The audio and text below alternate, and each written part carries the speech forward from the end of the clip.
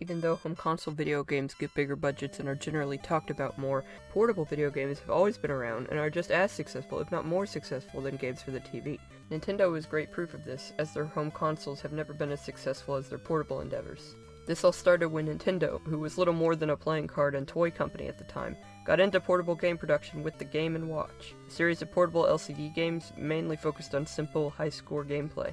Designed by Gunpei Yokoi in 1980, the Game & Watch series launched its first title, Game & Watch Ball. Just by looking at the gameplay in front of you, you might assume that Ball is not a complicated game, and, well, you would be right. Because of the nature of this game, the graphics are the best place to start. While nothing amazing, obviously, Game & Watch games all have a charming and appealing visual style, and Ball is no exception. The main character of this game is really well designed and pretty iconic considering his appearances in the Smash Bros. Games, and his design works really well for what the Game & Watch could do. The rest of the graphics are extremely simple, but given the limits of these screens, they made the graphics legible and relatively uncluttered, which is all that can be reasonably expected. They even managed effects for the ball breaking, which is cool to see. Of course, most of us don't play Game & Watch games for the graphics, I hope. So on to the gameplay. What you see is basically what you get. You move left and right to catch each ball as they fall, and how many there are varies, but we'll get to that in a second. This might seem like a boring task, but surprisingly, it manages to be pretty engaging. For one thing, the game is very lenient about its timing. As soon as you catch a ball, you can move immediately to catch another one, which is very much appreciated. Despite the game releasing around other arcade games, which could be very hard and even unfair, Ball can be difficult, yet it never frustrates the player, a quality that lets it hold up well, at least for an early 80s LCD title. The game even has a difficulty select, although it is unfortunately the worst thing about this game by far. Game A is essentially worthless, as it is way too easy and has no difficult multitasking whatsoever. Game B, on the other hand, is a fun, challenging, yet fair and forgiving arcade experience that stays enjoyable for several rounds in a row. It would have been nice for Game B to be the easy difficulty and to have a much harder one, but Game B does enough to suffice. You might have noticed the game footage looking far more detailed at points in this video. Well, the version of Ball I am playing for this video is unlockable in Game & Watch Gallery 2, a collection of Game & Watch games for the Game Boy Color. It's kinda weird that Ball is not in Game & Watch Gallery 1, but whatever. Not only does this collection faithfully recreate the 1980 original, but it also includes a for the time modern remake that updates the graphics and gameplay.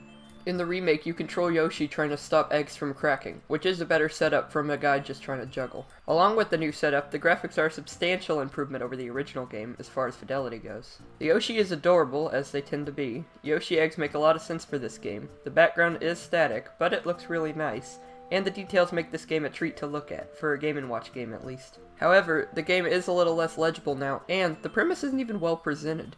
When the eggs hit the ground, they don't even crack. While you could argue that the eggs are durable enough that they wouldn't break, then that just negates the entire premise of saving the eggs. And then, of course, if the eggs are breakable, then why wouldn't they break? I only even noticed this because even on the calculator quality 1980 Game & Watch screen, a ball would animate cracking when you lose. Not a huge deal, but a little disappointing. My biggest problem with the remake, however, is that it is just not as fun to play as the original. Tracking the trajectory of the eggs is way more fun here than the original, but the eggs speed up and slow down randomly, which immediately makes the game more confusing and less fun. I get that this is designed to balance the game, but I honestly doubt that the game would be much worse off without it.